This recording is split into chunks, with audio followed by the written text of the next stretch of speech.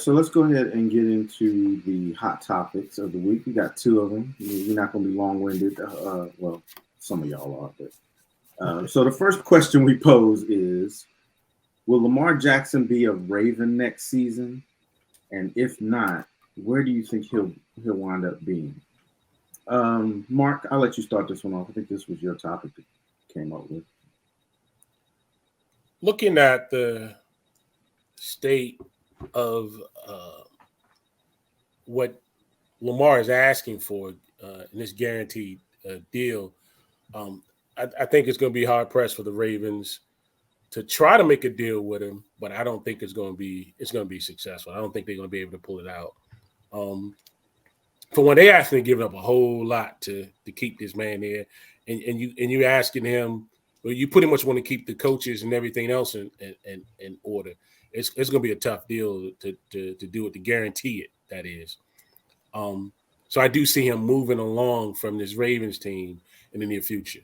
The team that I think he will land with, I can see one quarterback retiring and he taking over the reins. That's down in Miami.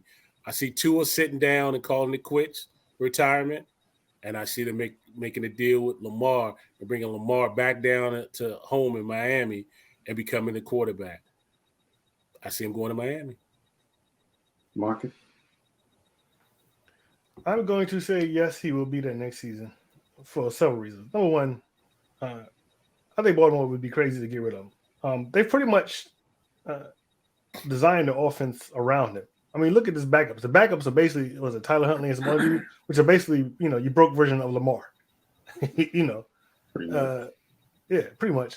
So what are you going to do? You going to bring a new offense in there? Sign new backups ain't really a big deal, but sign new backups and all that stuff. No, Lamar was a former MVP. He's one of the top 10, some would say 5 quarterbacks in the league. If they don't want to pay him what he's guaranteed, then they might just franchise him. Now, will he sit out the season? That's something else. But they could franchise him.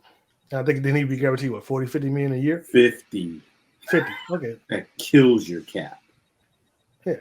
But I think it'd be there. It'd be dumb for the front office and Harbaugh to give up on him at this point.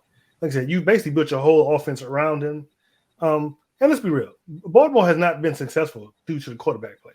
It's been unsuccessful, and I mean I'll take their unsuccessful over the Commanders any day. But you can say it's been unsuccessful due to they won't get the man any wide receivers. They need a new OC in there. That's what they need, a new OC, and get the man some help. I mean, basically, they keep talking about Josh Allen is basically the Bills' whole offense. So is Lamar. Lamar is the Ravens' whole offense. So get the man some help. Get him some wide receivers, and get a new OC in there, and then they'll be straight. So, but I predict he will be there next season. Brian? Yeah, I agree with you, Marcus. I think he will be there next season. And Herman, you're right. That $50 million is a big cap hit. But I mean, who on the Ravens is drawing a big salary on that squad right now? Maybe one of their defensive players. Yeah, that's what I'm thinking. But I mean, for the most part, I mean, they don't have a lot of big name players.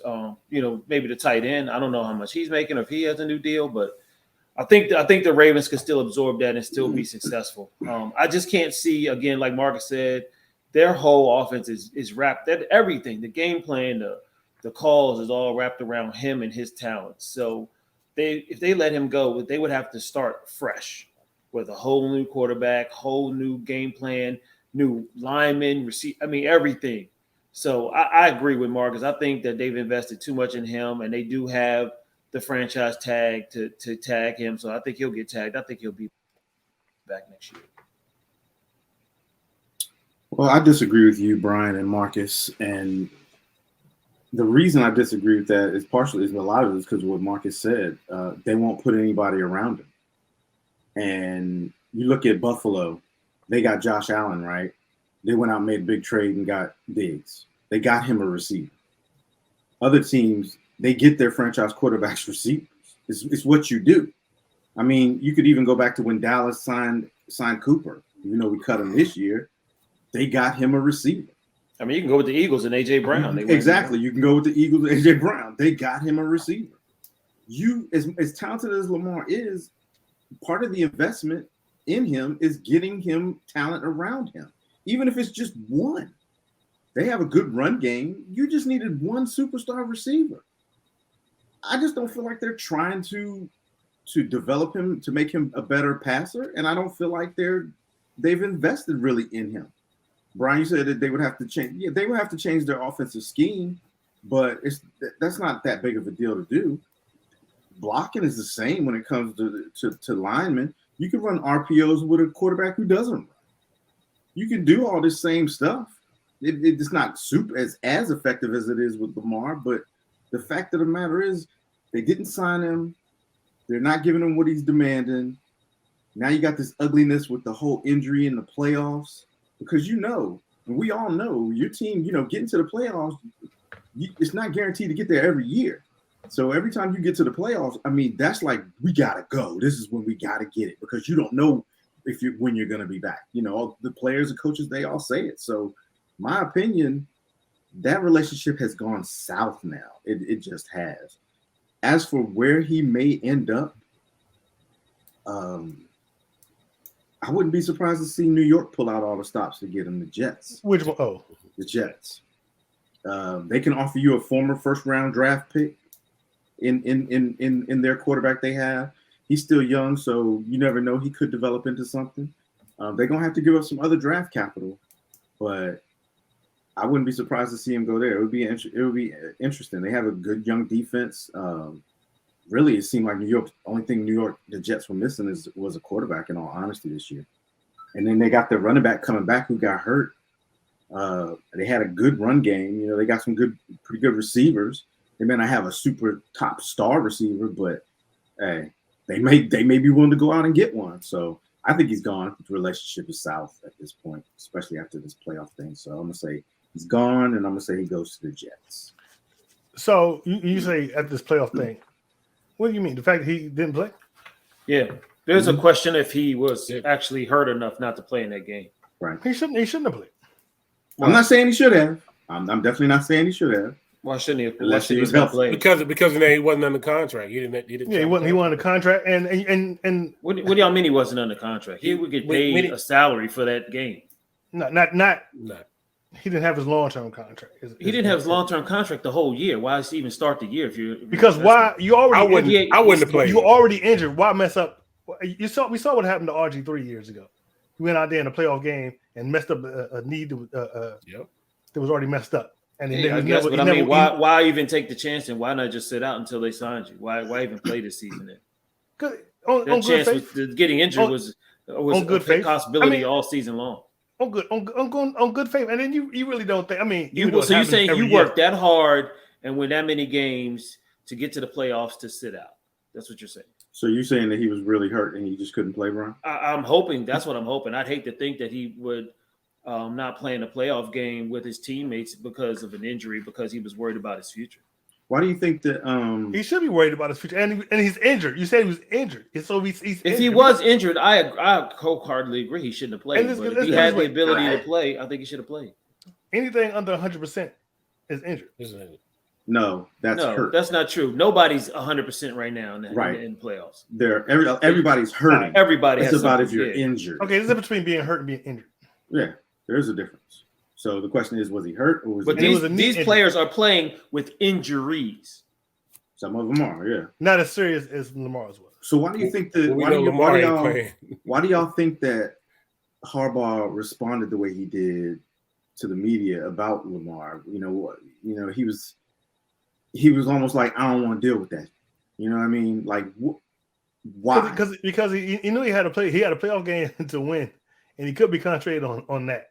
He knew his chances of winning that game was slim. But that's not a reason to do that in the media. They already know. These coaches are prepared. They're prepared way ahead of time. They got all these quality control. They got all these quality control coaches who are already looking at film going into the playoffs at every scenario they possibly have. So why that response? If this is my guy like they did a story where they talked about Dak and McCarthy, right? And they said that McCarthy drove Dak home after rehab one day, and they sat and talked for hours on his porch, and they kind of, grew a friendship. And most coaches are going to have some tightness with their player.